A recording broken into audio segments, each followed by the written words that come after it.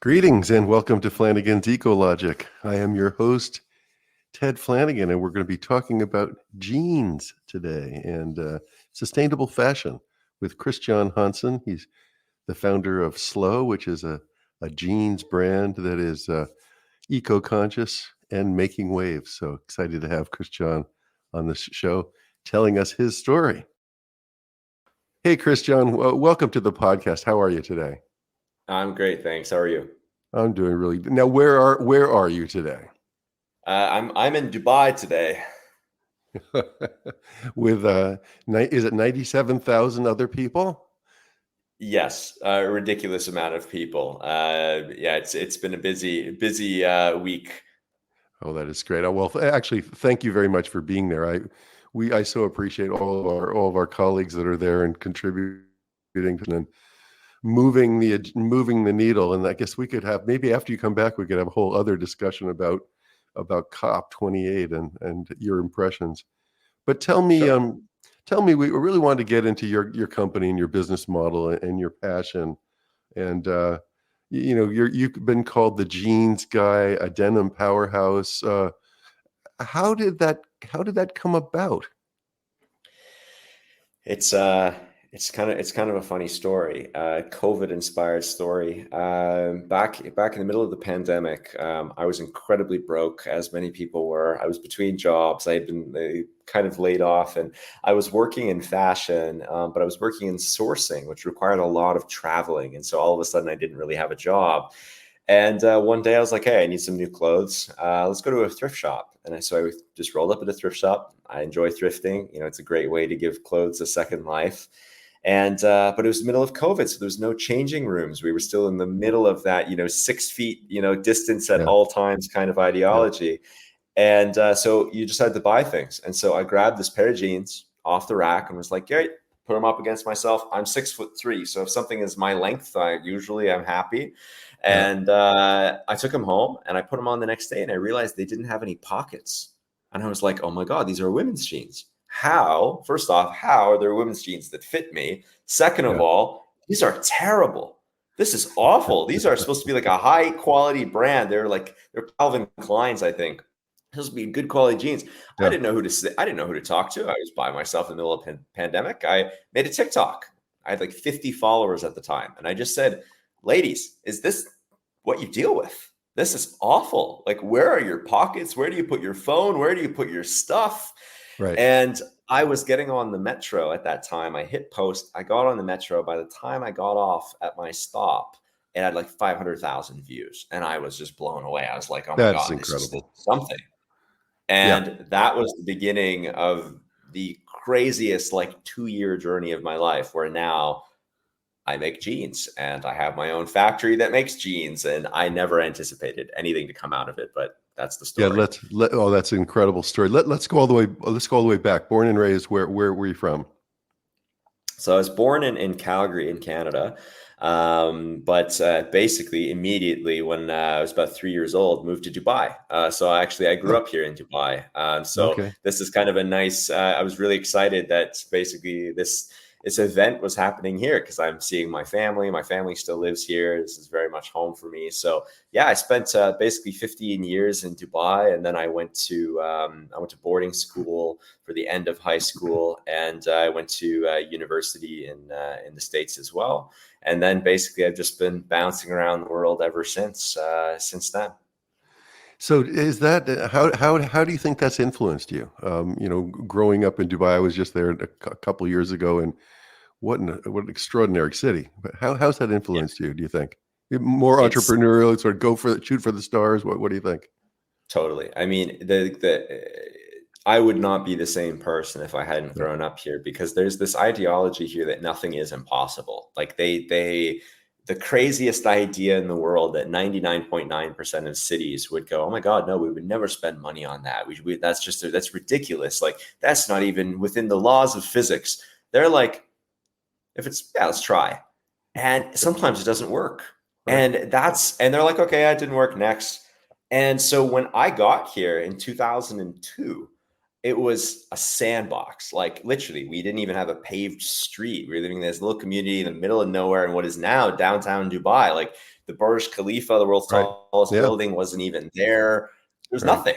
And so I think really I got to grow up with this city. Like as I grew, the city grew. And so like I'm very connected, to this place and to the people here. And it's completely changed my perspective on the world and entrepreneurship and what we can accomplish as humans, because the accomplishment here is just unbelievable. What a great story. And yet you went off to University of Pennsylvania, and I think you were studying climate change and policy, or is that right? I was data analytics, but I Okay. basically was doing climate science at the same time as kind of like a minor. Okay. I Yeah. was mostly what I was really passionate about, but my parents were very keen on making sure I had a quote unquote employable degree. Right. You put business right in there, right? Yeah, exactly. Yeah. And then you did Harvard Business School. I didn't know you could do it online, but that's a wonderful accomplishment as well. Of course. Yeah, they have some phenomenal courses online, some really great, basically like certificate programs that give you HBS level programming on demand in a really great, setting with really great people, really transformative. And it's the barrier for entry is far lower than people would imagine in a good way. And in a, I wouldn't say in a bad way, but a lot of people think, oh my God, I'm never going to get in there. It's fantastic. It's really created an environment where people can learn from some of the best institutes in the world, from the comfort of their home. Yeah. I'm really, really privileged to have had the opportunity. Were you focused at that time on sustainability? I would say always. I mean, Oh, it's been a lifelong passion, really. It comes beyond even just sustainability, but I'm very motivated by the human side of kind of the climate crisis. And I've been very fortunate to travel a lot now. I've been to over 70 countries, and I've seen now just about every level of socioeconomic status and just about every type of person imaginable that I could even imagine. I'm sure there's many, many more. It'd be naive to think otherwise, but to see how the climate crisis is affecting different groups very disproportionately, and groups of people that have already really been horribly unlucky as a result of history and just the way that kind of due course has run itself, was something that really bothered me. And being in fashion, my first couple of jobs were working for fast fashion companies that were using very exploitive labor in places like Bangladesh and Pakistan and India and mm, China and mm, Vietnam.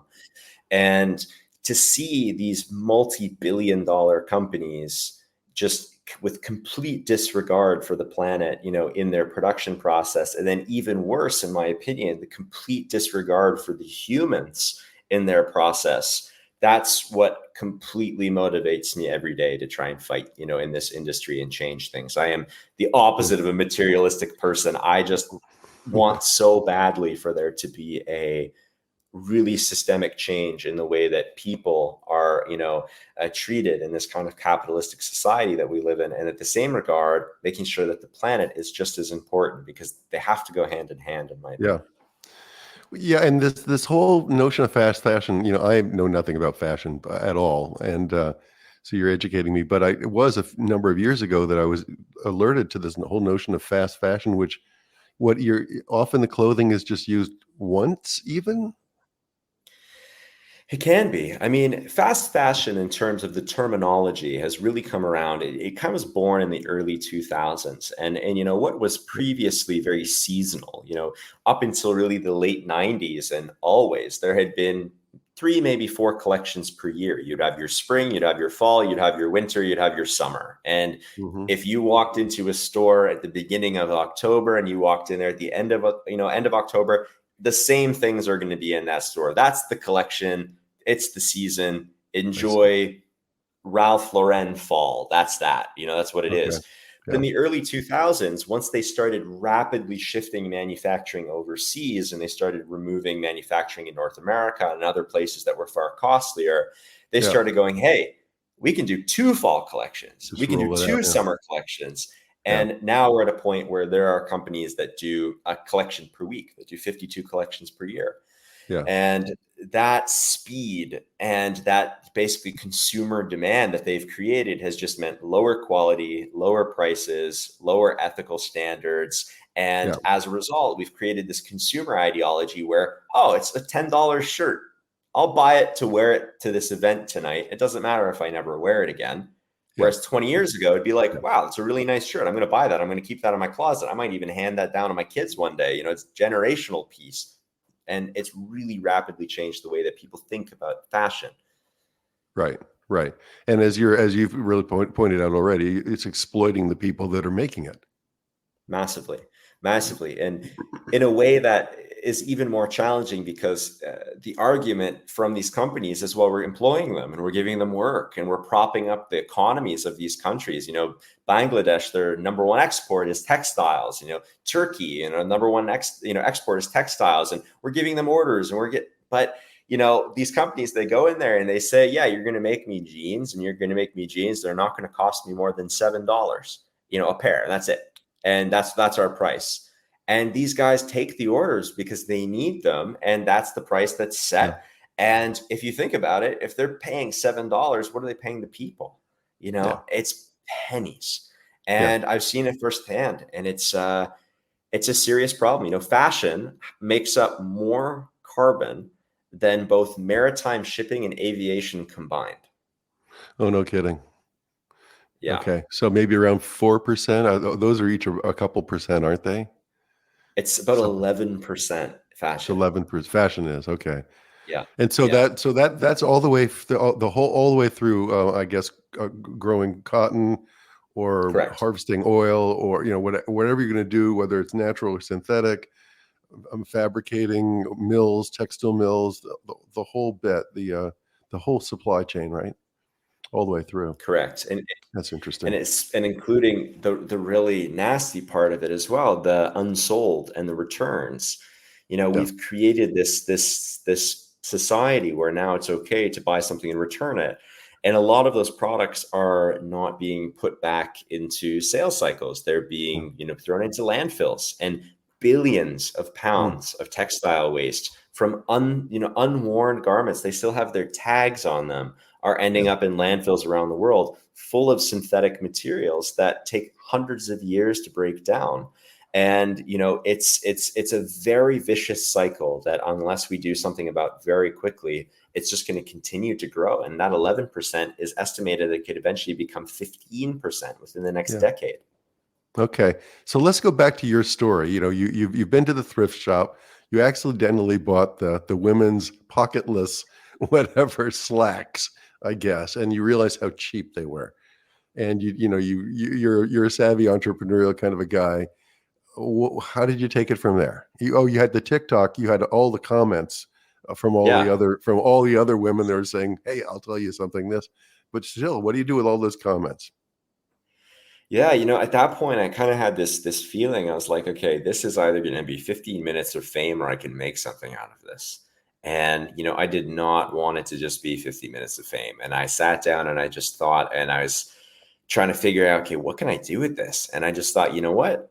I'm just going to ask questions and just see what answers I get. And so I just started asking questions. What's wrong with your jeans? What's wrong with, describe your dream jeans. Tell me, in a perfect world, what X, Y, and Z looks like. Can you fill out this form and tell me what you're keen on? Give me your preferences. And, over the course of about 8 months, I collected almost 700,000 data points. And I took all of that. I built a program to analyze all that data. And from that, we built our first prototype jean. And that was basically where we went. It was like, look, you all gave me this feedback. I took that feedback. I made this product. If you want to buy the product, we're going to launch it next month.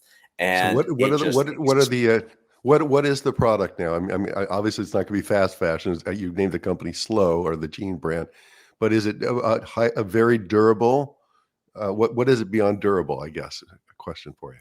So the idea is basically that we're made to order company. So Yep. every order is basically created for you. So rather than holding stock, when you buy jeans from us, we make them. And so we have the largest size set available. So we're encouraging, very well fitting jeans so we don't get returns for sizes. We use very sustainable denims from eco-friendly dyes through the washing process, through the manufacturing process. I have my own manufacturing facility now. So basically we can create these end to end in a way that no one else on earth can do so because we have a very purpose built facility for it. And so as a result, we call it slow fashion because it takes me about 30 days to produce them for you. And we basically show you the entire process. You come and you order your jeans. I show you, okay, hey, we're cutting your jeans today. This is the fabric that we're using. Okay, we're sewing your jeans. This is the person who's sewing your jeans. This is a little bit about them. Okay, we're washing them. This is how we're doing a sustainable wash on them, all the way down to we ship them directly from the factory straight to your door. And so our model is basically to try and streamline it to the most sustainable production model we possibly can without producing any extra garments. Yeah, how cool. How cool is that? Well, I have so many questions. The sizing, the way you do sizing, it looked to me when I looked online that somebody like me would just take pictures of my body, Yeah, and somehow miraculously you end up with the right size. correct. Yeah, so we use a really amazing, powerful AI sizing platform called 3D Look, and they're a great partner of ours. Basically, yeah, you open up the platform, you take 2 photos of yourself, a front-facing profile and a side profile. And from those 2 photos, we can capture 90 measurements of your body with 98% accuracy. We're within like half an inch everywhere. It's unbelievable. And so you give me those measurements. I then take those measurements and I match those measurements to a size within our very extensive size set. So we're not a made to measure company. It's not perfectly customized to every single inch of your body, but because we have so many sizing options, we get that near bespoke fit that's better than anything you're going to get on the market, off of the rack, and allows us to somewhat standardize our manufacturing process. So we're not constantly creating, new patterns all the time. Right. How many sizes are there, did you say? How many permutations do you have of the human frame? We've done about 180 so far, Uh-huh. and in January we will be expanding to about 440. Great. That sounds like a good fit. Now, where is the facility? Where are they being manufactured? So our facility is in Istanbul, in Turkey, and so that's where I've been for the last 3 months, renovating. We got a great space just outside of Istanbul, and we tore the whole thing down. We've completely renovated it. We've implemented all of our tech into it, and we're building basically a first of its kind manufacturing model. Wow. Now, why was Istanbul the place to do that? You being a global guy, you could go anywhere in the world. So I did. I went everywhere to try and figure it out. I went to India. I went to almost a dozen different places in India to try and figure out if that was a good fit. I went to the States. I went to Los Angeles, the old garment district, to try and see if we could resurrect, some things there. I live largely in Montreal, where we had a garment district. We went everywhere that we possibly could: Portugal, Spain, parts of Eastern Europe, etc. But what really stood out about Istanbul was that for decades, brands have been using Istanbul for what we call sample tailoring. So even if they're going to say do their mass production in China or Bangladesh or these different places, they would use designers and small micro factories in Istanbul to produce size sets and small runs of garments to show buyers or designers, to show, executives, because they were really good as tailors. They have a very big tailoring background. And so it's one of the only places on earth that had these kind of micro factory setups and had the talent that would create these garments end to end. And so it was a perfect place for us, where basically every single order we receive is almost a one of one, and or needs to be handled very individually. So we came in and I spent about a month learning in all of these micro factories, just every day trying to figure out something new. we took the best of the existing system and then we basically layered on our own technology on top of it. And there's a limitless talent pool there that have been doing this type of production. Whereas in a lot of places, it's a very challenging type of production. They're very used to the line model, whereas these guys end to end, they're very talented tailors. Oh, wow. It makes a lot of sense. And then you got some seed money, or you got you crowdfunded this venture, didn't Yes, you? I did. Maybe talk Yeah, about that. yeah. Yeah. Yeah, on TikTok around that same time where we taking all that feedback, it just kind of dawned on me. I was actually getting, a fair amount of early stage, venture capitalists reaching out, and it was really flattering. But I was looking at it, and I just thought, you know what, it doesn't really make a lot of sense for me to go and take a bunch of multimillionaire and billionaire money and pour it behind this community-based slow fashion company, and basically have it funded by all of the very same people that are also investing in our enemy. Yeah. And I looked at as many different options as possible, and we stumbled upon WeFunder, which is a really amazing crowdfunding. Basically they call it the community round. And so I just posted it on TikTok, and I said, hey, look, here's the deal. I don't know if this is going to work, but yeah, if you want to buy a stake in the project, you can invest as little as $100, and yeah, come on in. Let's see. And we raised $100,000 in 24 hours. And at that point, I was like, whoa, okay, we have something here. We have something that And people really want. Yeah. yeah, Yeah. exactly. And so we ended up raising about 300,000. And yeah, so we raised 300,000 from that initial round. And had you built the And prototype pair of pants? Had you built any pants or sewn any pants at that time? just the prototypes. So we hadn't done a Yeah. launch yet. Yeah. And yeah, it was basically, look, we This have is no what it's idea going to how look this like. basically, exactly.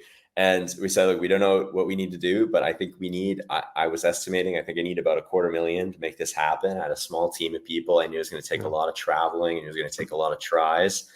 And we raised it. And so at that point, then once that round closed, about a month later, we launched basically our first V1 in what we called like our soft launch. We basically said to people, we have no idea if this is going to work. We have no idea how these are going to be. If you want to buy them, feel free. If you want to wait, we don't blame you. And we had a phenomenal first launch. You mean of people actually buying jeans? Correct. Yeah, and it was like 400,000 pairs or something, wasn't it? Something crazy like that. We were about $400,000 day one. Oh, Immediately. dollars. Okay, yeah. Okay. Yeah. So Wow. just crazy. And how long did they have to? How long did they have to wait to get their jeans for you to fulfill all those orders? Almost 6 months. It was a long, painstaking process of underestimation and completely not understanding what we were biting off and what we were going to have to chew. And, to be honest, the perfect group of people purchase because they were just along for the ride, and they were in it for the long haul. And it was just like, okay, look, I get them when I get them. This is cool. Like, this is great. You must have been pulling out your hair. You must have had a lot of stress going on. Yeah, I mean, so much so I actually ended up in the hospital. I had so much stress. It was bad. Yeah, it was, I was traveling to and from, we were manufacturing in Italy at that point. I was traveling to and from Italy basically every week, and just like back and forth home. And I had operations in Montreal. I had to be there. And then I basically had this operation in Italy, and it was just back and forth and back and forth. And between the time zones and the stress and the delays and the problems, it was the hardest thing I've ever done in my life, but we made it through. You made it through. Good stuff. So then I have to ask you just about a price. Are these jeans super expensive? How much do they cost? So we initially sold them at $100. My goal was to try and make them as affordable as possible. We were looking at the other kind of made to order denim on the market, which was in like the $200 to $350+ range. And I thought, you know what? Sustainable fashion brands have been around for decades, but the biggest problem for me has always been that they're completely inaccessible, especially for the target demographic. Like when I was in university, I wanted to wear sustainable brands, but I didn't have $100 for a t-shirt to rep a sustainable brand. Right. And so something that always was really important to me was, how do we make sustainable and ethical clothing at an affordable enough price point where people can actually make the conscious decision and go, wait, I can buy this. It's maybe a little bit more expensive than the fast fashion alternative, but I'm consciously making this decision because I understand that this is better for the world. And that's always been the key. And to be honest, right now, I'm even selling them cheaper. We were doing a sale right now because we've just opened the new factory. I'm doing the first 10,000 pairs at cost. I'm selling them at $48. Oh, that's great. I think I fall prey to all the several of the things that you've said. I end up going to Costco. You can't try them on. I get what I think is right. They're $19. Yep. They're Yep. Levi's. I don't know what they are. I have no idea how they're probably. You could tell me they're probably terribly produced in terms of environmental impact.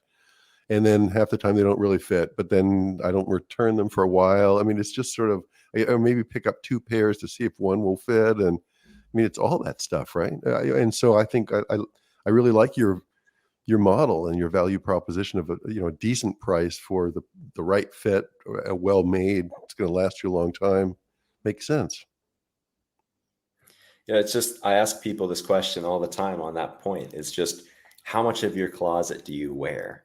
And, most people will be like, 15%, maybe Yeah, yeah, 20%, and I go, why do you wear those things? Okay, you got a big dinner tomorrow night, or, you're seeing an old friend tomorrow. You already can think in your head, if I said to you, what outfit are you going to wear tomorrow? You're seeing an old friend.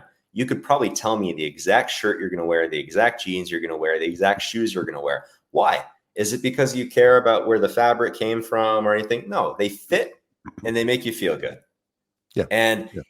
it's a fundamental truth in fashion. And if you can make really good fitting products that last and that are built sustainably, you fix the fashion problem. And that's essentially what we're trying to do down to its core.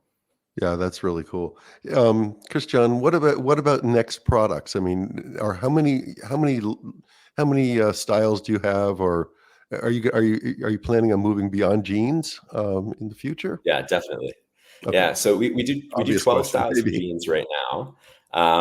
But basically coming next month, we're going to start basically doing non-denim pants. So chinos and basically other kind of poly cotton type, but basically trying to eliminate the poly Mhm, pants that you'd wear to the office to kind of like slightly more upscale occasions. And then in mhm. the summertime, we're going to be moving into shorts and trying to kind of get into that dimension as well. So our goal is to remain kind of in pants for the time being to try and solve Yes, that, sizing yeah, issue first, yeah, but pants of all variety. yeah, yeah. No, wow, what a great thing. And you mentioned that you got pretty darn stressed out. You're looking good now. You got through it, like Nice. you said.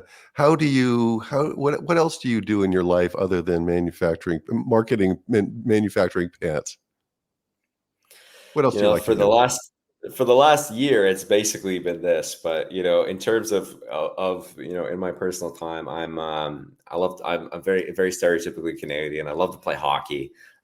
Big hockey player. I grew up playing hockey. It was my dream, to play forever. And unfortunately, my one hip had different plans for me. But that's really my passion. I play with my dad when I'm here in Dubai. We played this morning together. It's a big family occasion, so it's something that really is important and grounds me. Yeah. And how about what advice would you give to other I guess supercharged entrepreneurs like yourself who are at the beginning of that that large hurdle that you have to get over? Find your people. And that sounds really cliche, but we've actually never been in a better position ever in the history of humanity to be able, for literally $0. I've never spent $1 on advertising to find these hundreds of thousands of people who follow my TikTok accounts and everything. I don't spend any dollars on advertising. You can post a video online, and if you're genuinely passionate and you're genuine, in your mission, you will find people that resonate with what you're saying. And there's lots of people that are really afraid to get in front of the camera, and they're really afraid that, they don't look like, a Hollywood actor or anything like that, or, oh, I'm not a camera person, or just do it. make 100 videos, literally go open a TikTok account, make 100 videos. And I guarantee that within those 100 videos of you just doing things that you're passionate about, few of them will go viral. A few of them will attract your exact people that are keen on what you're doing. And now you have a community, and now you're not doing it alone. And now you have access to that feedback loop, just like I did. You can say to them, what do you want to see? What am I doing? How am I doing? And you can take that feedback, and it's just going to speed up your process 10x. And it's never been easier, and it is completely free. And if you have a smartphone, you have the ability to build a community of 1 million people. Great advice. Great conversation. Congratulations on your progress thus far. I want to buy a pair of your. I'll buy a pair of your jeans, and I'll look forward to reconnecting with you in a couple of years. Amazing. Well, yeah, thanks for the opportunity. This has been really great. All right. That's it. Thanks for listening to Flanigan's Ecologic. We'll see you next time.